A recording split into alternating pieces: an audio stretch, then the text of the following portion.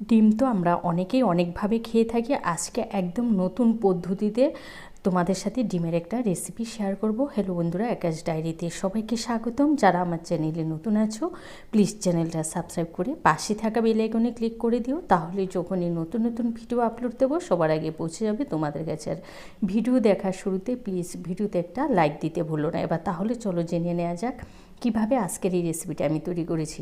প্রথমে না আমি ডিমগুলোকে সিদ্ধ করে নিয়েছি, সেগুলো আর দেখালাম না। তো নুন হলুদ দিয়ে ডিমগুলোকে আমি ভেজে নেব। তো আর তোমরা এই পদ্ধতিতে অন্তত শীতকালে ডিমের এই রেসিপিটা যদি না খেয়ে থাকো তাহলে কিন্তু চরমভাবে মিস করবে।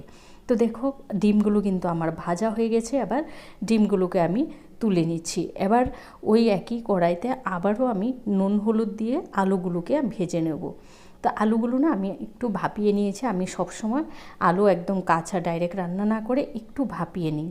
তো দেখো এভাবে নুন হলুদ দিয়ে আলুগুলো কিন্তু আমার ভাজা হয়ে গেছে। এবার আলুগুলোকে তুলে নিচ্ছি। এবার কড়াইতে আবারও একটু তেল দিয়ে দিয়েছি, ওই 2 চামচের মতো সর্ষের তেল দিয়ে গোটা জিরা ফোড়ন দিয়েছি, আর দুটো দিয়েছি এলাচ। এলাচটাকে না একটু থেতু করে দেবে, খুব সুন্দর একটা ফ্লেভার আসবে।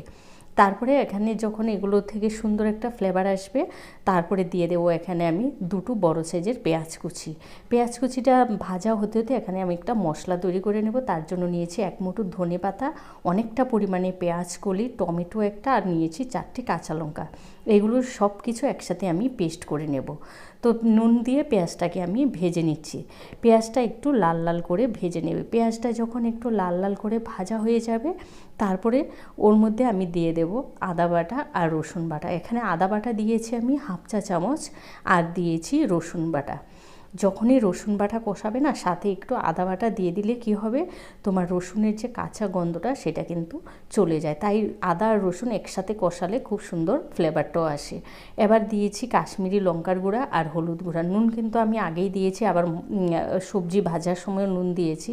এগুলো দিয়ে আবারও 1-2 মিনিট কষিয়ে নিয়ে তারপরে ওই যে তোমার পেঁয়াজকলি, ধনেপাতা, টমেটোর পেস্টটা সেটা দিয়ে মিক্সার জারটা ধুয়ে একটু জল দিয়ে দিয়েছি। এবার বেশ ভালো করে কষিয়ে নেব। কষাতে কষাতে যখন একটু তেল ছেড়ে আসবে তখন আমি দিয়ে দেবো এখানে 1/2 চামচ জিরার গুঁড়া, 1/2 চামচ ধনে গুঁড়া, আর 1/2 চামচ দিয়েছি গরম মশলা গুঁড়া। এগুলো দিয়ে আবারও একটু কষিয়ে নেব। সমস্ত মশলা যখন কাঁচা গন্ধ চলে যাবে আর মশলা থেকে তেল ছেড়ে আসবে তখন আমি দিয়ে দেব ভাজা আলুগুলো। আলুগুলো কিন্তু একটু সেদ্ধ হবে, সেই জন্য আমি আলুগুলোকে আগে দিয়ে দিয়েছি। আলুগুলো দিয়ে আবারও কষিয়ে নেব। কষাতে কষাতে ওই কষানোর মধ্যে কিন্তু আলুটাকে সেদ্ধ করে নিতে হবে। তো দেখো কষাতে কষাতে কিন্তু আমার আলুগুলো একদম সেদ্ধ হয়ে গেছে। তো এই অবস্থায় তারপরে আমি দিয়ে দেবো ডিমগুলো না আমি সবসময় একটু মশলার সাথে কষিয়ে নিই, তাহলে ডিমের ভেতরেও মশলাটা যায়। আর ডিমগুলো আমি মাঝখান দিয়ে একটু কেটে কেটে দিয়েছি। তো এভাবে কেটে দিলে কি হবে, ডিমের ভিতরে মশলাটাও ঢুকে যাবে। ডিমগুলো যখন দিয়ে 2 মিনিটের মতো কষিয়ে তারপরে আমি এখানে ওই গরম জল দিয়েছি, ধরো 1/2 কাপ।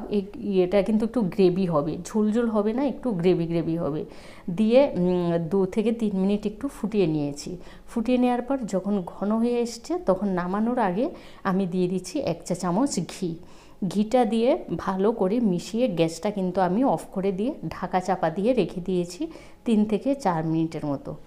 বিশ্বাস করো যখন এটা তোমরা রান্না করবে না এত সুন্দর ফ্লেভার আসে, আর খেতে কিন্তু দুর্দান্ত হয়। শীতে তোমরা অন্তত এই পদ্ধতিতে পেঁয়াজকলি বাটা দিয়ে ডিমের এই রেসিপিটা একবার খেয়ে দেখবে। ভাতের সাথে তো ভালো লাগে, সেই সাথে রুটি পরোটার সাথেও কিন্তু ভীষণ ভীষণ ভালো লাগে।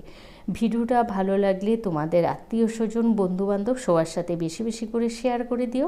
আর যারা চ্যানেলে নতুন আছো প্লিজ চ্যানেলটা সাবস্ক্রাইব করে পাশে থাকা বেল আইকনে ছোট্ট করে একটা ক্লিক করে দিও। তোমরা ভালো থেকো, সুস্থ থেকো, আবারও দেখাবে নতুন ভিডিও নিয়ে। আজকের মতো টাটা।